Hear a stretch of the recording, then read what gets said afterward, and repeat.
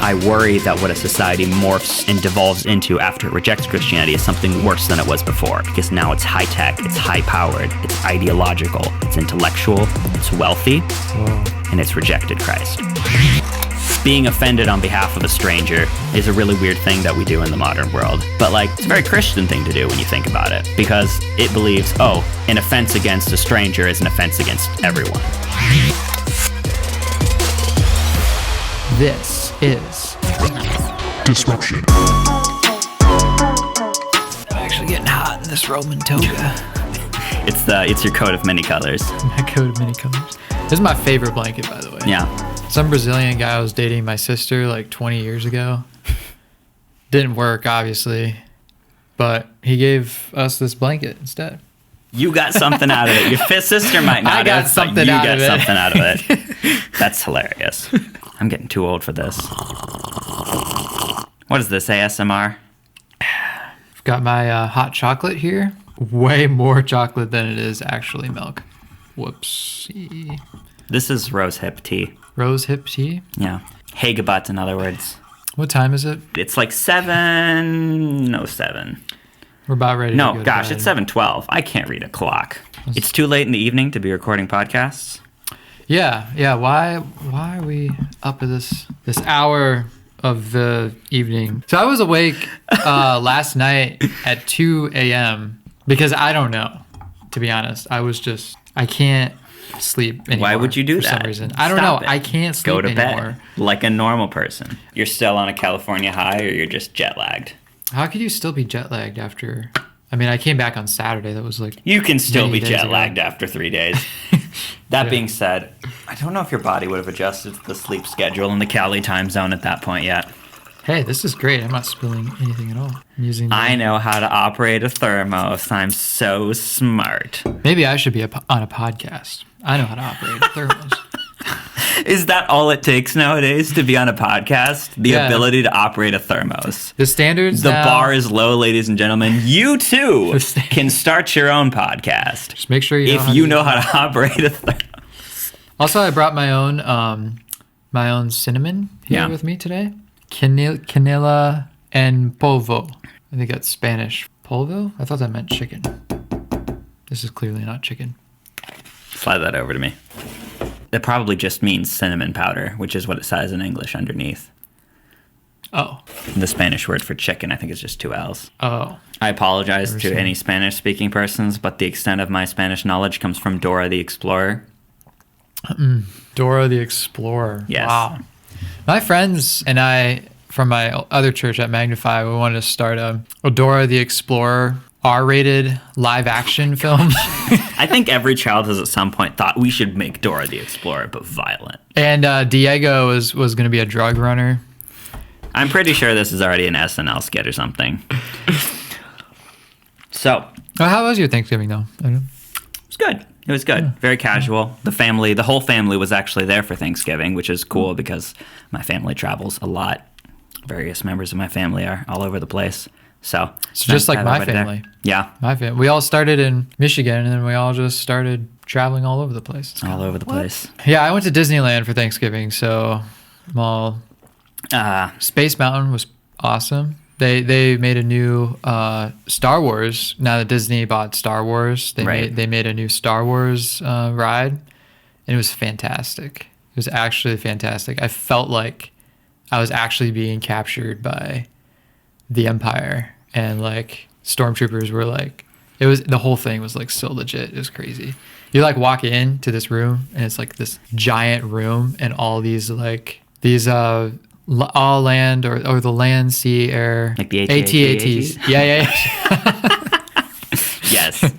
They were actually loaded up in that room. It was that's how big the room was, and it's Wow. all these AT-ATs were in there. It's whoa, this is crazy. And then you got a little spaceship, and and then you had to escape. So then you they clicked this button or whatever, and the space pod just ejected from the spaceship and flew to Earth, and then it you actually felt the gravity was shifting, and you actually felt your stomach was because you're falling to Earth, or not to Earth, but to this planet, and then crash, and then the ride was over, and then you like get out, and it's like, oh wow, now we're back in Disneyland again. It was the whole thing was like interesting. It was fascinating. So you really felt the power of the Empire. Yeah, really felt the power of the Empire. And then, and then I had dinner with the family, a few cousins, brother that I haven't seen in a while, my cousin. What else? I already said all that. But yeah, it's a great time.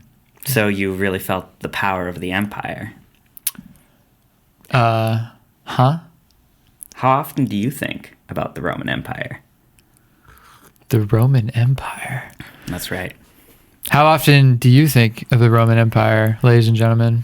I want to say, when we were working on preparation for this episode, you got to tell this story. I asked Alex, we were talking about introductions, and I asked Alex, oh yeah, we're going to be talking about the value systems of Christianity and Rome and America, right? Mm-hmm. And I said, we should make a reference to that one TikTok trend from 2023 when people were talking about how often you thought about the Roman Empire. And I was like, what? And it turns out that this media critic, media maker. I'm not a media critic. I'm just a media maker. World-class, like, podcast connoisseur and art scholar, Alex Sikma, has no idea what's going on in the internet. No, at I'm all. So culturally illiterate. It's not so even funny. when I asked him about the whole Roman Empire thing and if he thought that was a fun tie-in for the episode, he was like, I have no idea what that is. I'm like, oh gosh. So we had to pull up YouTube and show him videos to catch him up what's been happening the past. And then like every day past, after like, 3 that, years. I went up to some people that I knew and I started saying it to everybody because I was like actually really intrigued with this question. once I heard what the meme was. And for all of you baby boomers out there, basically it's just the whole joke, the whole premise is that guys are just constantly always thinking about the Roman Empire and girls are not, apparently. But then the girls are like, oh, that's kind of interesting that if you ask a guy if they think of the Roman Empire, that they'll say something or whatever. So then they started doing it and filming it. And to their surprise and shock, every guy is like, oh yeah, I haven't thought about the Roman Empire in a long time. Well, at least 2 weeks, yeah. At least 2 weeks ago. Like 2 weeks ago. And then it's like, yep. Yeah, I think about the Roman Empire. And it's kind of funny because now that I think about it, I'm like, oh yeah, every time I go out and drive on Michigan roads, I envy Roman roads. That's amazing. They never have to redo Roman roads. Now they're probably way bumpier than pavement. Oh yeah, and they're not putting like 20-ton semi trucks across them every 3 seconds. Yeah. In all fairness to Michigan's DOT, but is there a lot of bad weather in Rome? Rome isn't the Mediterranean. It's like pretty mild climate. Mild climate. Okay, so Michigan, yeah, with all the winter. Michigan is a miserable weather experience, and a miserable driving experience. Many lovely things about Michigan, but the gray of the winters, just wet, humid, and the bumps in the roads are not strong points. If you don't like it gray and you like to keep your vehicles in good shape, don't come to Michigan. So yeah, that's our question for you today is how often do you think of the Roman Empire? I don't know. The reason this came up was because you were originally viewing a series of videos made by Francis Schaeffer. Yes. That he had made in the 80s, I think. And he was comparing the value systems of modern society to ancient Rome and to Christianity, right? Mm-hmm. I remember you telling me what stuck out to you so much about those videos was the sense that the values of society are so important to how you live and how society continues to survive. And the average person really doesn't think about that very much. So I was thinking about this. I was thinking, how do you notice? There's this concept of like, you don't really notice things until you know about them. But it's interesting how when you don't know something that you're not aware of it. It's kind of like the things you know, the things you don't know. And then there's this category of the things you don't know. Like, You don't know it, and you also have no awareness of the possibility that there could be something there. I like the example you gave me of nobody thinks about how many Ford Escapes are on the road until you buy a Ford Escape, and you're like, oh yeah, I see, I have one of those. Oh, I have one of those. Oh, I got one of those. Like, you're like, oh yeah, this car doesn't exist. This car that I'm buying right now, I've never seen it on the road ever. It's not popular at all. And then you go out on the road, and sure enough, it's like literally everyone owns one. All of a sudden, suddenly everyone knows one because now you have one. So you're gonna notice it. It's kind of that way about value systems, right? Yeah. When you first think about what a society finds important, we kind of just assume everybody's the same. We kind of have this basic assumption that everybody thinks that, it's important to protect disadvantaged people. What's in your heart is something that's good, and you should more or less pay attention to it and follow it. It's better to work with a stranger who's a professional than a family member necessarily who might be unprofessional, right? If people promote their kids to positions in government, everybody's like, oh, that's bad. When in reality, all of those values are really specific modern Western values that aren't universal. Mm-hmm. You kind of start asking the question, oh, why aren't these universal? Why do we have them, and where'd they come from? The question that I'm curious about is what are those actual values? Like, what do people actually care about? In Christianity, the way that it impacted society that I don't think society was actually aware of is by placing value on morality. Society in turn values morality now, and it still values morality. Like even in a post-Christian era is something I kind of find interesting. People have a motive to do right more than ever before. Like, how how many people care about like Black Lives Matter? And it's like, we really care about morality. Where did this come from? Where did this whole idea of like we should care for the poor, we should care for the minorities, we should care for people who have less of a voice in society because we believe in equality over all people? Well, that comes from Christianity, because Christianity believes that if you're an image bearer of God, everyone has equal rights across the board as an image bearer of God. Like what I mean by that is, one person isn't going to treat themselves better than the other person, but the only one who is exceedingly great above all is God himself. But when it comes to a human level, every human being has the same intrinsic value. Intrinsic value. Yeah. So you're not just going to barge in front of someone in line and be like, I deserve to be first because I have more humanity than you do, or something like that, or like I have more value than you do, or place themselves above other people. We all have a sense that this is wrong, even in a post-Christian culture. Another thing that's interesting, I'm listening to podcasts again because ever since I've been embarrassed by this whole like Rome thing, I realized I really need to be in tune with the culture again. So I'm listening to podcasts again. Here we go. Welcome back. Yeah. Welcome back to the fold. Oh yeah, it's good to be here. And I'm listening to John Stone Street. Have you heard of John Stone Street? I have not, no. Breakpoint. Okay. He's from the Chuck Colson Center. He's actually the new head guy of the Chuck Colson Center. This group, I was going to say group think, and then it was like, that's not right. Think tank. It's definitely think tank. Think tank. Okay. The question is, am I thinking? But I was listening to John Stone Street. He was talking about these new atheists. The atheist, one of the four horsemen of new atheism, Richard Dawkins, he is admitting that he's a cultural Christian, which some people kind of like, what's that? What does that mean? Well, it doesn't mean he's a Christian, but it's interesting because now these atheists are coming back and saying, we like this culture set up by Christians. Like it's actually... Yeah, we think that cultural system is superior to the religious values. One that comes from like, say, fundamentalist Islam. Right. Yeah. Oh my goodness, you're like tracking with exactly. I've listened to this interview. I've listened to these interviews. It's been quite the discussion seeing these people come around to this topic because, I mean, Richard Dawkins is no closer to being a serious Christian or to finding any sort of belief in God, right? Yeah. However, he's made the acknowledgement that a society created by Christian values is superior to a society created by Islamic values, right? Mm-hmm. Now, he would say Christianity is absolutely false. That is not a point in Christianity's favor.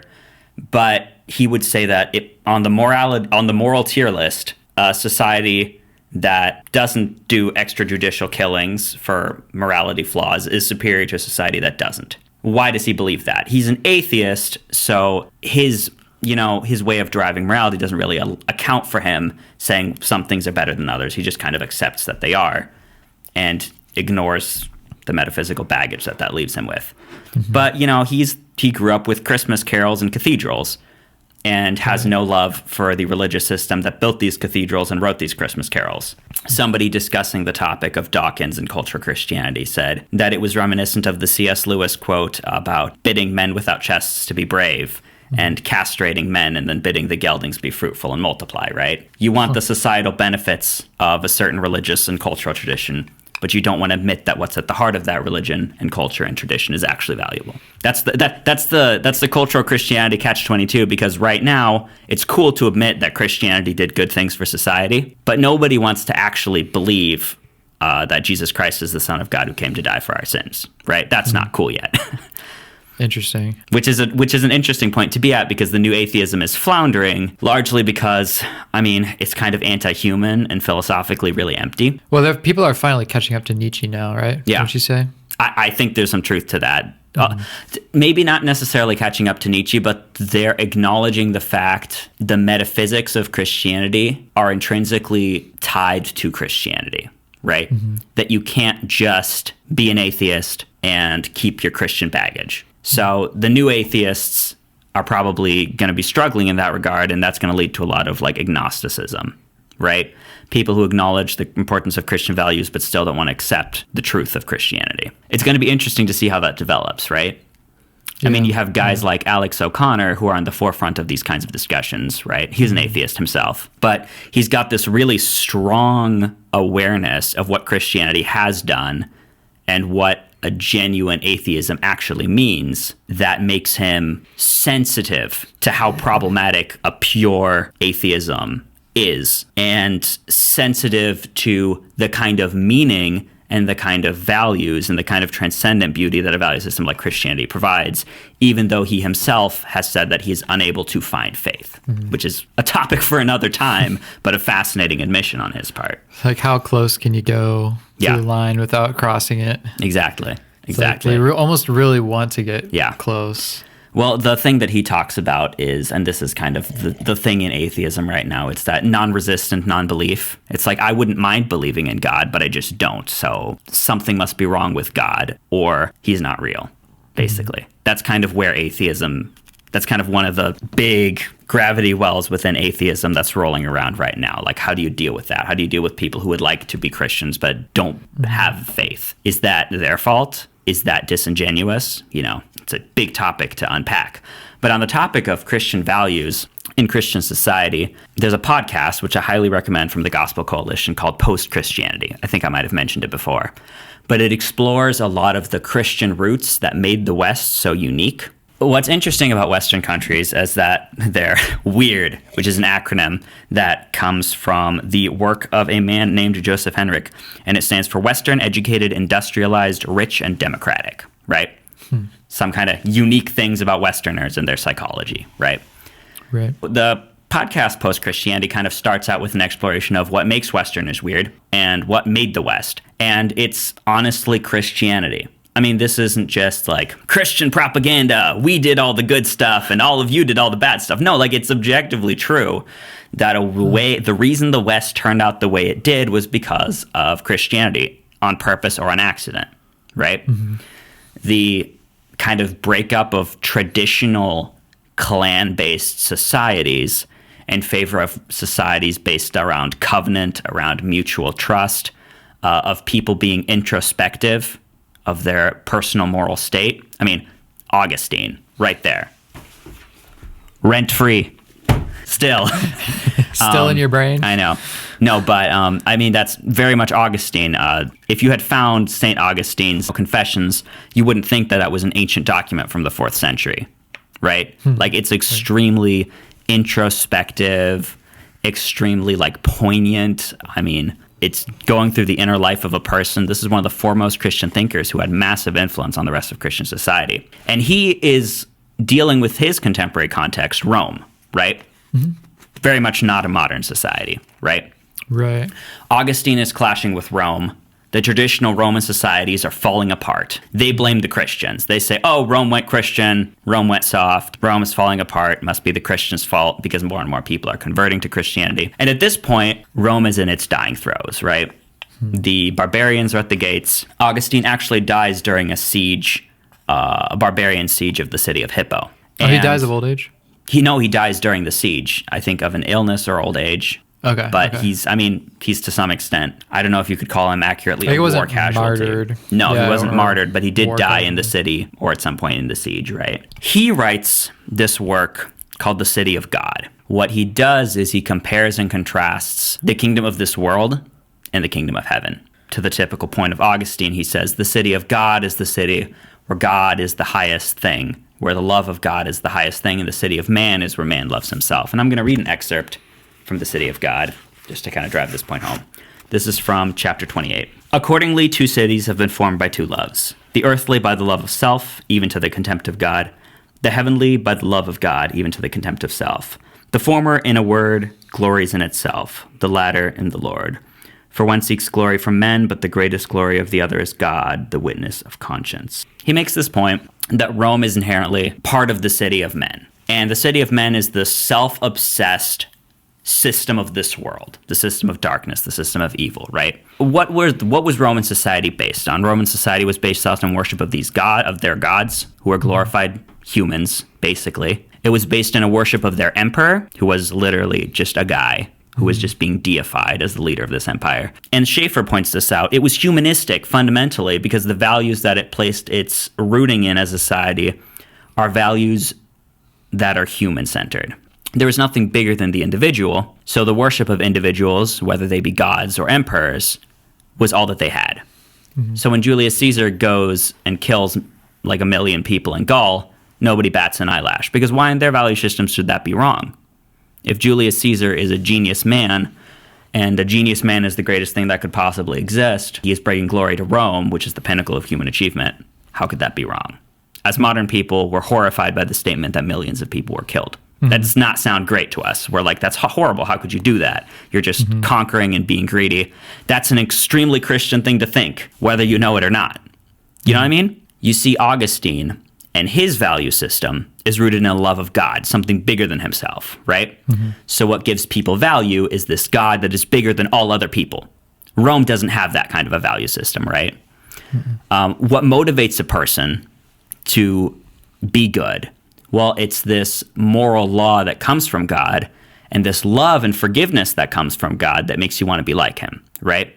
In the Roman value system, what motivates you to be a good Roman? Well, maybe shame of being seen as a bad Roman, the kind of traditional values that are passed on by the Roman paterfamilias and the Senate and things like that, right? Traditional Roman values that have been part of their culture for centuries. But as Rome continues to grow more and more powerful, Rome continues to grow more and more rich and gluttonous and large as an empire with war on all fronts. Their traditional values are completely eroded out. They're slaves, and they have millions of slaves who have no rights, by the way, are doing all the work. They're making people lazy. The common mob is kept sated with, bread and circuses in the Colosseum. Their traditional value system is not able to survive in that context. It begins to buckle. The discipline that it took to command Rome begins to buckle. The emperors continue to become weaker and more selfish and stupid and evil. And Rome is unable to survive the weight of its own, the edifice that it's heaped up for itself. Rome collapses. Christianity survives Rome, right? Yeah. The city of God continues. And in Augustine's mind, that makes perfect sense because the city of God is rooted in love to God, and God is perfect and immortal and unchanging and indestructible. Yeah. So you're saying that's interesting to bring that up again because people in the Roman Empire were thinking, oh, well, Rome's becoming soft because of all these Christians coming in. Yeah. What's interesting is no, Rome is buckling under its own values at this point, and Christianity is actually coming in, overtaking. Yeah. And then as Rome collapses, Christianity moves on.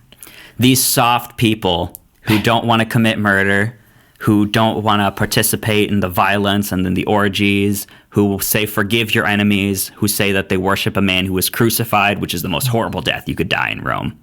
Yeah. They survive the eternal empire itself, right? That has built this great civilization, aqueducts and flawless roads and concrete structures like unlike anything you've ever seen before. Those people survive Rome, and they built the next age of human civilization, right? Yeah. The Middle Ages are the age of Christianity to some extent. They're not the Dark Ages. Calling them the Dark Ages is like basically propaganda by like Enlightenment era thinkers who are like, oh, that was back when we were dumb and didn't know anything, and now we have it figured out. It's like, okay, sure, buddy. It was actually a step up from the yeah. ancient times. I mean, people were building castles. You have the bubonic plague and all these other things coming in. But in the big void that Rome left, you don't have any glorious empires, right? So the glorious empire is done. Those are gone for now. Well, you have these like stony castles that are dingy and yeah, I mean, like everyone's getting sick. Things are kind of rough, but there's the kingdoms that begin to arise in the fallout of Rome collapsing are kingdoms that are like taking Christianity seriously, right? The Franks, the people of, post-Roman Britain. These are people who are thinking about, okay, how do we do society in a Christianish way, right? I mean, they're kind of still dealing with their pagan baggage from their pre-Christian history, but there's monks that are living in these places that have survived the Dark Age, that have survived the collapse of Rome, that are teaching them how to be Christians and live in a Christian way and think in a Christian way and build societies and laws in a Christian way. That's kind of the breeding ground for so much Christian and modern thought. I mean, you haven't gotten to the modern ages yet, but that's the seedbed that the modern Christian world kind of comes from. It's interesting seeing how often America and Rome are compared, right? Glorious republic turns into an empire and then begins crumbling under the weight of its morals decay. It's very easy to make parallels between the two, right? Yeah. The only difference is the roads. The roads. The roads are the only good roads. We never had good roads. Maybe the secret is not having good roads. Great job, Michigan. Yeah, you're doing fabulous. We'll outlive them all. But, you see these Christians who made an effort after the fall of Rome to preserve the knowledge and the values of Christianity as everything's kind of politically falling apart, at least. The writer Rod Dreher wrote a book called The Benedict Option, where he basically has the thesis that Christians in the modern West should focus on building robust Christian communities. Because he makes the comparison between Rome and America as well. He basically says, okay, if there's a dark age coming for America like there was for Rome, if the political momentum of America continues to be so negative, then our best hope as Christians to be productive is to focus on building robust Christian communities. Not like retreating from the world and not engaging, but basically doing what St. Benedict did as Rome was collapsing and said, okay, I'm going to found this Christian community that's going to help me preserve the great works of the past and this Christian identity and this Christian way of thinking and doing about things, and continue pushing that into the future.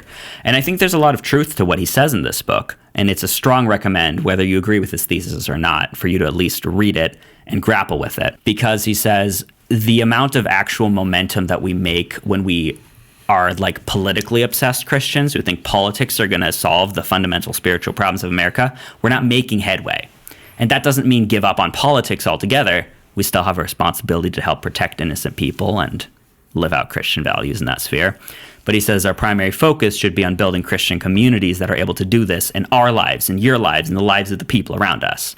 Actually living out the Christian life in our local church community on a personal basis. He says that should be the main focus. Christianity has survived Rome. Christianity will survive America. Christian values are capable of holding up against the might of something like Rome that sends you to the animals and to the Colosseum and to be burned as candles in the streets, right? Because we have a God that's bigger than Rome, and we have a God that's bigger than America. And at least what we have going for us in America is that America was founded with a lot of Christian values. Like, it's complicated, right? Because it's the inverse of Rome, basically. Yeah, it's like it's Rome weird. is pagan to Christian. Yeah. America is Christian to post-Christian, kind of. And there's a difference between post-Christian and pagan, right? Because a pagan basically has a more sophisticated. A pagan morality is basically a slightly more sophisticated version of an animal morality, right? Yeah. Like, you're basically looking at nature and you're saying, okay, the strong survive. The strong probably shouldn't be completely awful because that doesn't tend to work out really well. But, like, the strong survive. You have to keep strong top-down control of things. if you want your clan or your wolf pack to survive, right? It's kind of it's naturalistic. It's not like horrifically brutal always, but it can tend to be. A Christian morality believes in a transcendent value system, right? A value system that's rooted in something outside of this world. So it's going to be different. Post-Christianity is weird because post-Christianity has the cultural momentum and the inheritance of a Christian value system. Being offended on behalf of a stranger is a really weird thing that we do in the modern world. But like, it's a very Christian thing to do when you think about it, because it believes, oh, an offense against a stranger is an offense against everyone, right? Because it's an offense against the cosmic law of what's right and wrong, kind of. And that cosmic law is rooted in the value of that stranger, in his opinion, too, you know? Not to say that these are necessarily super Christian things to do and you should go on the internet and be offended on behalf of everyone. Cancel culture. But the instinct does come from a somewhat Christian place. And that's one of the big ironies of the post-Christian movements, like Marxism, right? They're fundamentally rooted in Christian ideas in a weird way. You probably didn't expect, Stefan says Marxism is Christian. Woo! Rounds of applause. No, that's not what I'm getting at. And this is something Schaeffer did a really great job talking about in his How Then Shall We Live series. When people look for meaning systems, utopian systems that are going to fix society and have us all work together and lead us toward good, lead to the kingdom of God on earth, where the weak rule over the strong and things like that, Marxism-Leninism is a fantastic example of an anti-Christian substitute to take the place of a gaping hole in the post-Christian heart, right? Because Marxism-Leninism basically promises the same things that Christianity promises. It promises a brotherhood of all man. It promises that, you know, the weak and downtrodden, the destroyed of this world, like Mary says in the Magnificat, will be those who are lifted up, right? And that the strong and proud will be trampled underfoot. All these great things are going to happen, and we're going to create the kingdom of God on earth, basically, right? I mean, yeah, just kind of silly. I mean, it is silly. It's silly because it's like, okay, the strong are the ones that are now trampled down. Well, then what gets elevated? Who's the new strong, right? Who's the new strong? Oopsie daisy.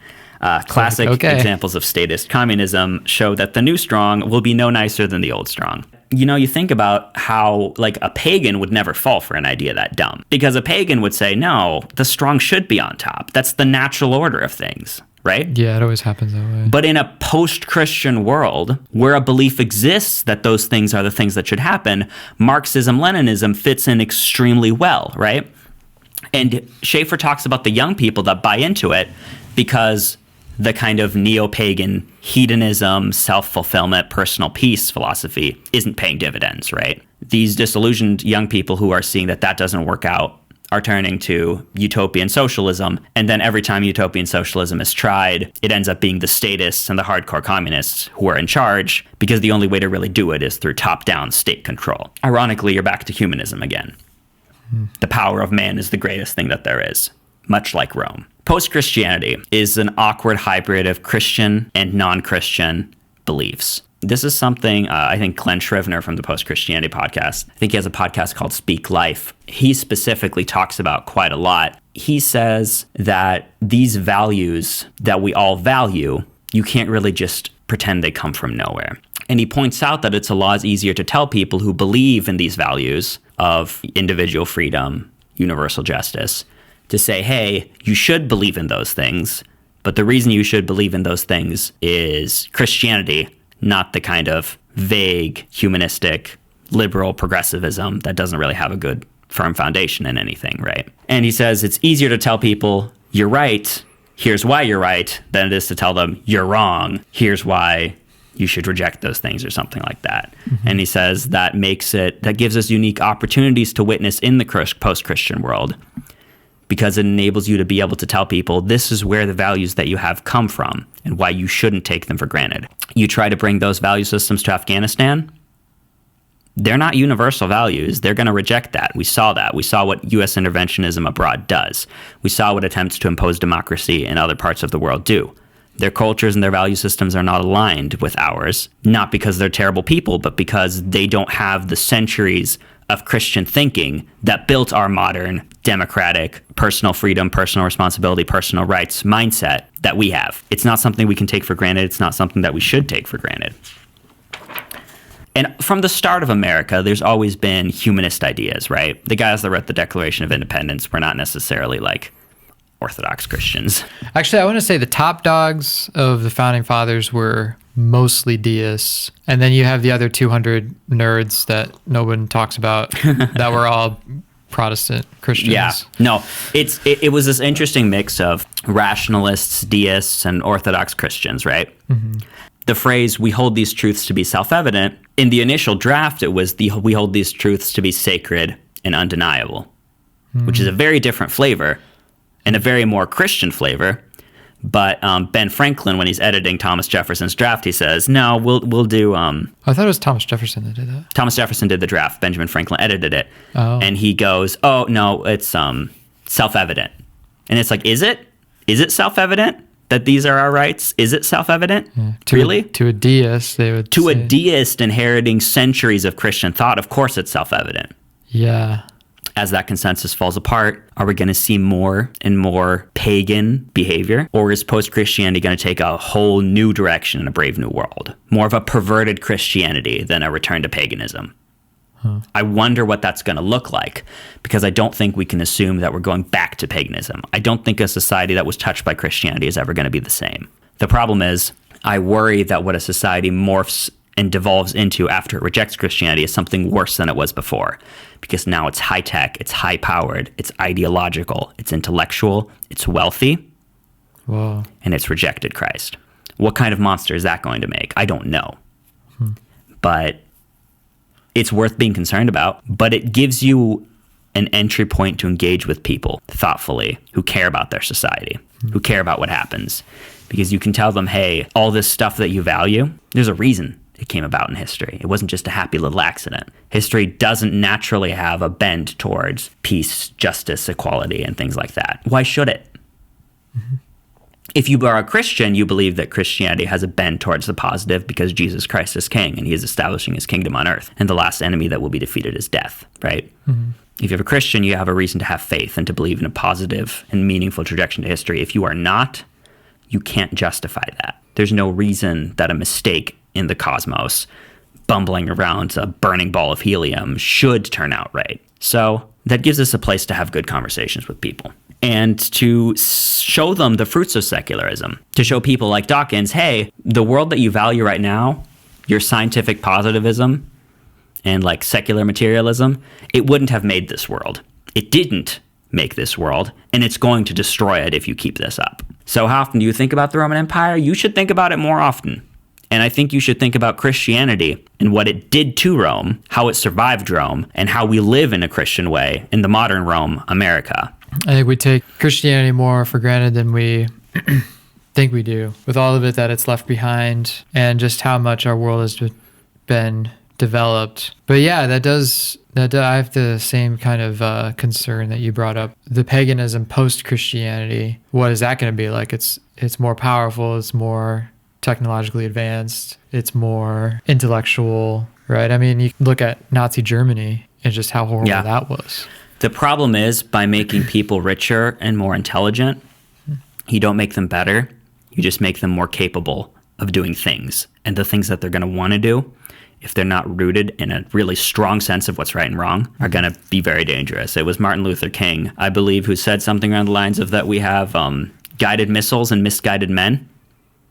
And that's a really powerful quote, because it's like, yeah, just because you can do something doesn't make you any better at deciding whether or not you should do it. Your ability to create a microprocessor that operates a missile targeting system makes you no more morally qualified to determine the targets of that missile system than a person who doesn't have the ability to build that missile system. Yeah, you can fill your mind with a bunch of information and a bunch of books, but that doesn't change the heart necessarily. Well, it's the Star Trek problem, right? You solve scarcity, and then we're all just going to happily live in space underwear and spandex and go discover the edges of the universe. No, we're not. We're still horrible inside.